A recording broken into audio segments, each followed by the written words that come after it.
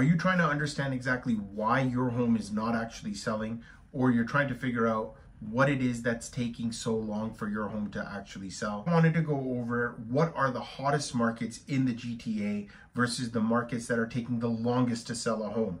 Now, when we look at the number of days on market, it's very important for us to understand what those statistics mean. So with reduced days on market, it actually means that the market is moving much quicker and it's very competitive. Obviously, when there's the longer number of days, it could mean that the market is slowing and the home is not priced to what the market is expecting.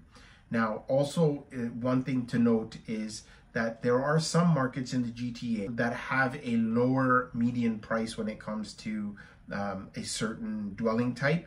And so those people will actually be buying into those markets, whether it becomes investors, first-time home buyers, and then there are other markets which are more expensive, which you'll see in this report. And I think it'll give some clarity as to the number of days on market. So let's get into the figures. 1, 2, 3, 4.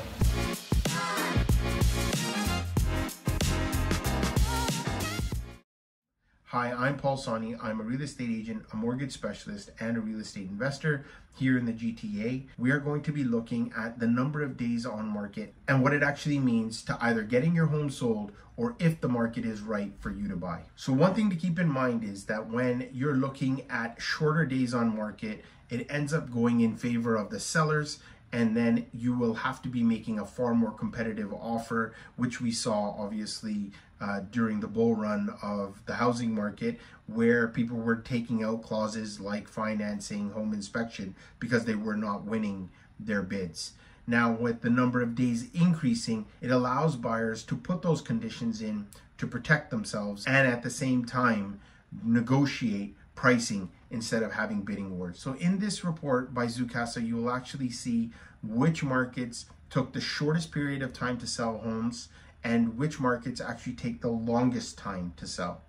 Now, keep in mind, the market has actually changed once again. So in the month of June, the Bank of Canada had increased their overnight lending rate twice by a quarter basis point, which certainly is going to be putting a dent in the market for July. Comment below if you think the number of days on the market for the month of July is going to increase. My gut, it is. So here in this chart, you can actually see which markets took the longest and which markets took the shortest period of time. All the ones that are in green here, you can see took the shortest period of time versus the longest cities here, all in red. So in January, Waterloo was actually the hottest market, which took the shortest amount of days on market at 25 days. Ajax here, it actually took 11 days on market, and London also, which was one of the fastest markets, was 11 days on market. Milton took 14 days, and Orangeville also has taken 14 days to sell a property in the month of June. But the interesting thing was that in January, these two markets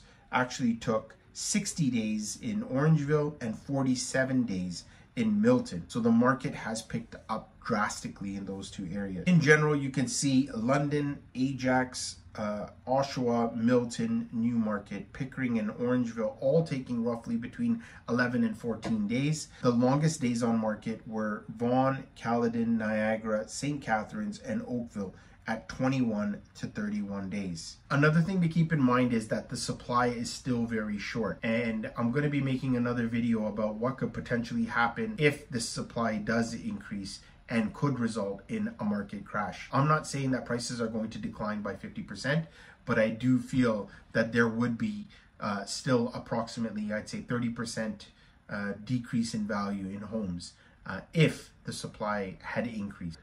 Now, the only fear of what could happen is that when people are coming up for their renewals, those are the ones that will cause the supply to increase because they can't afford their new mortgage rates. If you're in one of these cities, there is a great opportunity for you to still sell your properties and understand that if your agent has listed your home at the right value, the property should sell. Many sellers are still in the mind frame of where the house was when it was at the peak, but we are not really there yet. But keep in mind, from January to June, we had seen price increases that we're actually starting to trend towards those peaks in February of 2022. So do me a favor, if you do like the content that I provided today, to hit that like button and subscribe to these videos, as I want to be able to provide a lot more content when it comes to real estate and mortgages. And I highly encourage you to also book a call via my Calendly link if you have any questions regarding real estate or mortgages. I can assist you from the process of purchasing to the financing to get you into your next home.